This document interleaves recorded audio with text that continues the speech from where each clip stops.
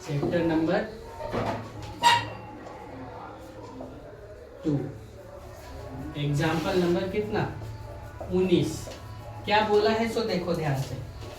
बोला है क्वेश्चन कितना 8x³ प्लस 27y³ कितना 27y³ plus 36x² plus 54xy², इतना दिया हुआ है। इसको क्या बोला है कि आप हल करके बताओ कि ये कैसे बनेगा, यानी इसको क्या गुणनखंड कीजिए। का क्या बोला का गुणनखंड कीजिए। और जब गुणनखंड करने के लिए बोला तो क्या कैसे करेंगे, ध्यान से देखो। हल लिखो और 8x³ plus 27y³ plus 36x² plus कितना 54xy²। अब इसको हल करेंगे तो ध्यान दो 8x³ लिखा हुआ, कितना लिखा हुआ 8x³। तो 8x को हम लोग लिख सकते हैं 2x का होल क्यूब, 2 दूना 4 दूना 8 और x का होल क्यूब कितना x। 27 को लिख सकते हैं 3y का होल क्यूब, 3 3 9 3 कितना 27। तो हमको क्या पता चल गया, a के जगह पर 2x और b के जगह पर क्या 3y पता चल गया। तो हम लोग लिख सकते हैं 3 गुने a स्क्वायर यानी कितना 2x का होल स्क्वायर गुने कितना 3y प्लस 3 गुने ये गुने कितना b का होल स्क्वायर, b कितना 3y का होल स्क्वायर। ऐसे लिख सकते हैं, यानी कैसे यहाँ ये समझिएगा a³ plus b³ plus 3a² b plus 3ab square.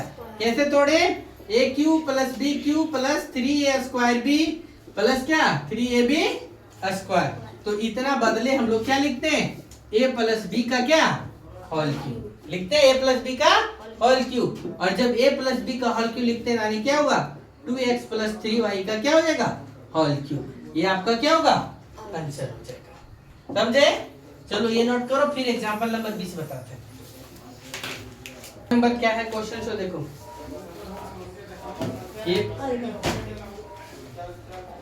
x³ plus y³ plus z³ minus 3xyz बराबर x plus y plus z into x² plus y² plus z² minus xy minus yz minus zx।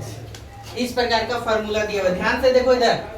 इधर x³ plus y³ plus z³ minus 3xyz बराबर formula होता है x plus y plus z into इतना। ठीक है, तो इसी प्रकार का एग्जांपल में क्या लिखा है कि 8x³ plus y³ plus 27z³ minus 18xyz का एक गुणनखंड कीजिए। क्या क्या करने बोला गुणनखंड कीजिए। और जब इसका गुणनखंड करने के लिए बोला तो देखो हल हम लोग लिखेंगे कैसे। 8x को यहाँ पे देखो क्वेश्चन लिखो पहले 8x³ plus y³ plus 27z³ minus कितना 18xyz।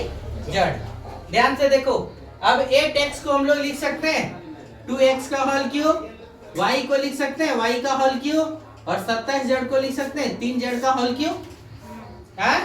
और इसको देखो माइनस 3 गुने x 2x y और z कितना 3z यानी 3 3 9 दूना कितना 18xyz।